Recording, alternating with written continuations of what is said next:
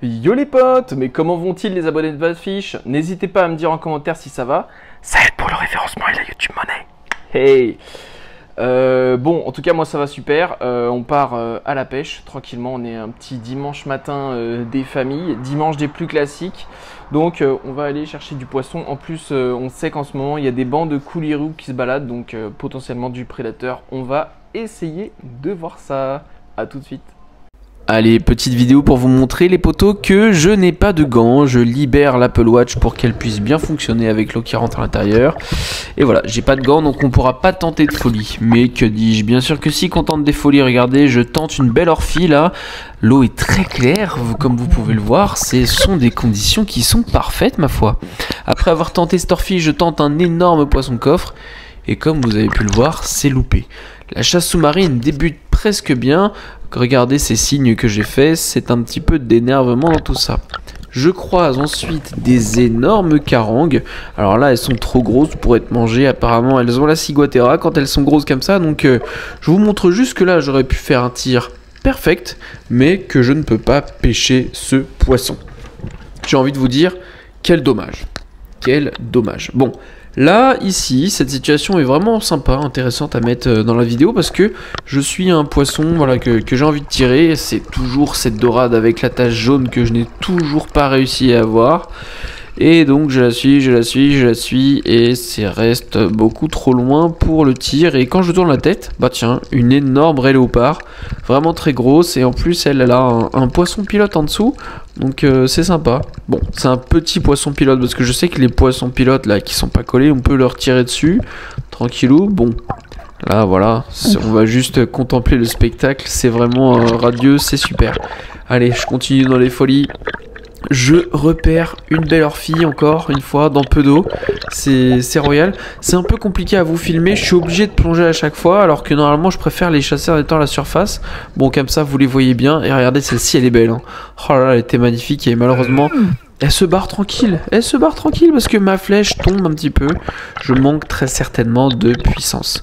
Bon là il y en a une autre, je vais retenter, comme quoi j'en ai vu vraiment beaucoup dans cette chasse hein. Je vais pas toutes les mettre parce que sinon il y en a beaucoup et en fait à chaque fois je loupe. Là j'avoue que j'étais pas en confiance, je l'ai suivi pendant longtemps et j'ai pas tiré. Bon, je sais pas, est-ce qu'il faut que je tire quand même ou pas? C'est toujours philosophique, après je regrette de ne pas avoir tiré, je me dis bon, recharger ça prend 2 minutes avec ce fusil, voilà. Bon, j'entame des petites plongées, et là je vais en profiter pour vous montrer les fonds, c'est sympa, hein, l'architecture, tout ça, je sais pas qui a construit ça, évidemment je sais que c'est la nature. Félicitations à la nature. Et puis je vois un tétrodon. Tétrodon j'aime bien parce que je trouve ça joli moi. Voilà. Vous voyez, je peux pas poser la main et je vais poser en fait mon avant-bras et vous pouvez voir sur l'Apple Watch et on a 5 mètres de fond, enfin 4,8 et on dirait pas du tout en fait quand on est dans l'eau. C'est incroyable. Le fond est bien plus profond que prévu. Et en fait, regardez au fond, il y a une tortue. Alors, je crois que c'est la deuxième fois de ma vie que je vois une tortue qui est posée au calme dans un trou comme ça. En tout cas, tant mieux pour elle. Hein. Je l'ai pas dérangée parce que voilà, je voulais pas gêner. Et comme vous pouvez le voir sur l'Apple Watch, c'est sympa, ça nous donne le temps d'apnée, ça nous donne la profondeur. C'est vraiment génial comme outil.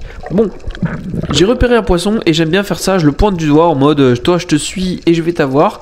La plupart du temps ça marche pas, c'est pour ça que vous voyez peut-être pas trop ça dans mes vidéos, mais là ça a marché, je vous spoil ça, un petit pagre jaune de 400-500 grammes environ, hop, bien tiré, ça vaut mieux parce que ça a souvent des épines dorsales bien ajustées, qui seraient pas mal plantées dans mes doigts finalement.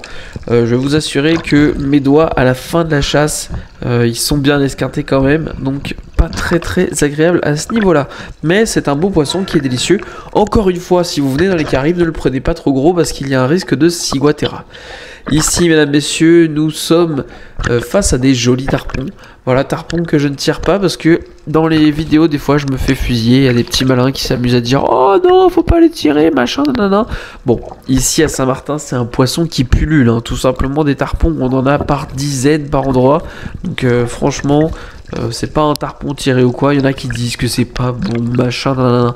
C'est toujours pareil, c'est toujours une question de goût, et c'est surtout une question, je pense, de tarpon. Le tarpon, il faut savoir le cuisiner, quoi, faut savoir le couper. Effectivement, ça prend du temps à couper. Quand j'ai tiré le mien, là, qui faisait 1,05 m, C'était complexe à découper. Mais une fois que j'ai compris le truc, que j'ai fait un côté, le deuxième côté, c'est allé beaucoup plus vite. Je pense que j'ai dû mettre 15 minutes pour couper un premier filet et j'ai mis à peine 5 minutes pour couper le deuxième. Et j'en ai fait des acras, c'était vraiment un régal. Bon, je trouvais quand même que c'était très poissonneux aujourd'hui. Et Antoine m'appelle et en fait là, il tombe sur un banc de coulirou qui était énorme. Vraiment incroyable, une quantité mais astronomique. Donc là, il me demande de le filmer avec. Voilà, il voulait faire une belle image, sauf qu'en fait l'eau elle est dégueulasse. Les poissons ils sont vraiment au bord du rivage.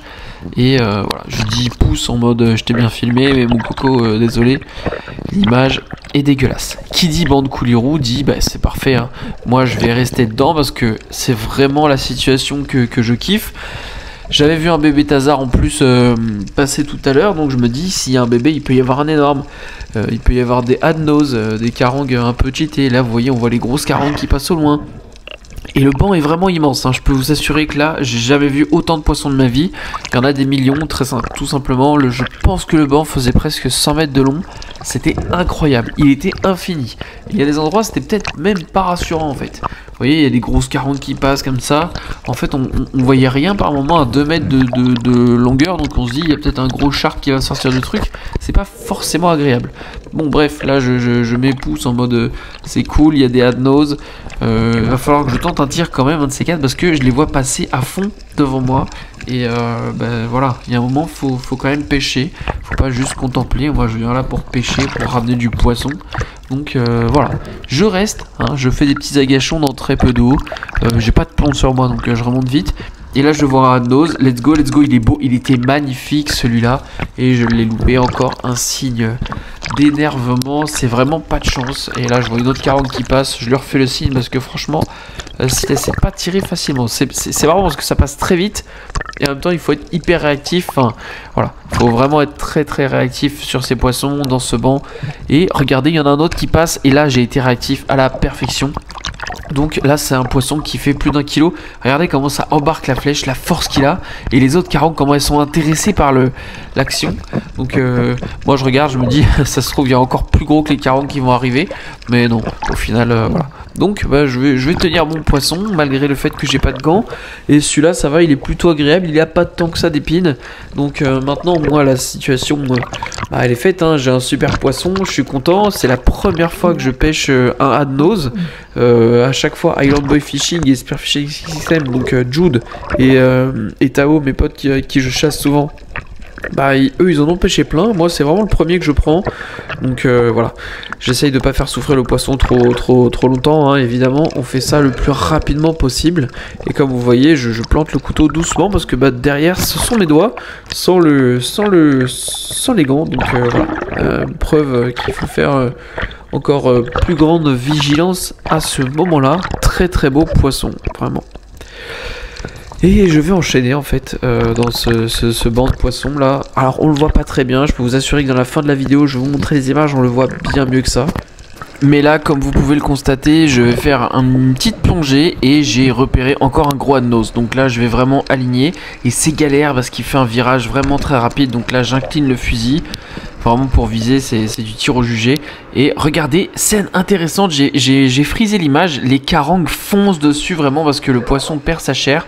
Et au ralenti, regardez, l'image est terrible. Juste quand j'allais l'attraper, punaise, il se décroche. Pour la petite histoire, il est même passé sur mon épaule. Donc là, à part se lamenter, il n'y a plus rien à faire parce que le poisson est encore beaucoup trop vif pour partir. Moi, je suis dans des nœuds, tout ça. Si j'avais Antoine qui était à côté, il aurait peut-être pu faire quelque chose. Mais regardez, il est à côté, en fait, on voit rien. Donc voilà, malheureusement, poisson perdu, poisson blessé. Pire sensation au monde. Et là, regardez, les images sont magnifiques parce que je suis au milieu du banc. Alors, je m'attends à tous les coups à me faire foncer dessus par un truc, une orphie ou quoi. Sachant qu'il y avait beaucoup d'orphies en plus. Malheureusement non, j'ai pas eu cette scène dont je rêve d'avoir un gros truc qui fonce dessus et j'ai juste un tir comme ça. Donc dommage. Là pour la petite histoire j'ai foncé parce que j'ai vu une queue immense. Donc un truc vraiment immense. Et là je remarque un tarpon, c'est un gros hein, celui-là, il fait plus d'1 mètre 20 je pense, tranquille. Mais c'était pas lui, J'ai vu une queue dans le banc qui était immense, mais qui est partie assez vite. Donc un gros truc assez craintif, je sais pas. Est-ce que c'était un requin? Est-ce que c'était un tarpon de 2 mètres? Franchement, je suis deg, j'aurais vraiment bien aimé le voir. et en même temps ça foutait un peu les frissons. Bon, j'ai mis cette scène parce que je voulais vous montrer, il y a des poissons de récif qui étaient assez costauds et en fait je les ai pas tirés, j'avais la flemme. Et là j'ai appelé Antoine en fait, Antoine était derrière moi et tout à l'heure j'ai ricoché sur un coffre. Donc bah en fait voilà, je l'ai appelé et il a tiré un coffre record, mais alors un truc immense qui fait plus d'1 kilo. Moi je l'ai pas pesé, je sais pas s'il l'a pesé, mais ça c'est sûr que ça fait plus d'1 kilo. Regardez la réaction à chaud. Franchement, ce genre de situation, trop content de pouvoir filer un poisson. Et en même temps, voilà, de savoir qu'il y a de quoi manger. Et ce poisson est tellement compliqué à trouver que c'est tellement craintif en fait que c'est pour ça que c'est intéressant à avoir de cette taille.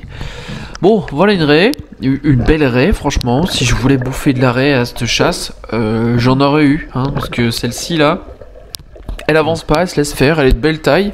Là, il y a de quoi manger pour 2 personnes, 3 même, je pense. Les ailes de raie au beurre noir, c'est quand même quelque chose de délicieux. Donc vous voyez que je la suis, j'aligne mon fusil.